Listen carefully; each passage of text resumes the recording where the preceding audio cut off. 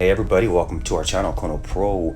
In this video, we're going to be explaining one of our short videos. So we have this dowel here and we need to make it fit into that hole right there on the dug fir. So what we did is we took the piece of dowel, we piloted a little hole, and then we drilled in a screw, and that way we can attach the dowel to our drill chuck.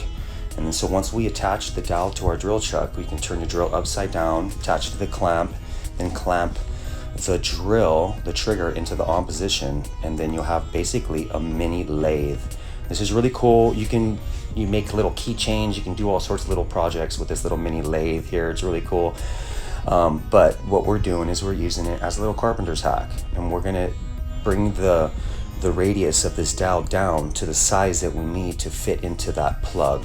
And now what you would commonly use this for, these dowels and these plugs, are for decorative furniture, different kinds of pieces that the design actually has a dowel finish. So it looks like it's all held together with dowels, but most of the time it's screws, and then it just has a dowel plug.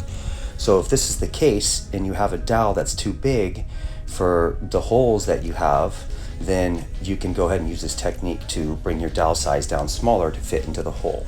Okay, another tip too, this is just a demonstration, but if you were really doing this in the field or somewhere else, you want to use the same wood species for the dowel. That dowel is pine and that is a dug fir 2x. So I would use dug fir and dug fir, and everything will match up really good, and you can line up the grains. All right, so if you like this content, remember to subscribe and like, and don't forget to check out some of our YouTube shorts and a lot of our other really cool content we have on our channel. You might like and get a lot of information out of that is really valuable to you. So check them out if you want. Thanks for watching.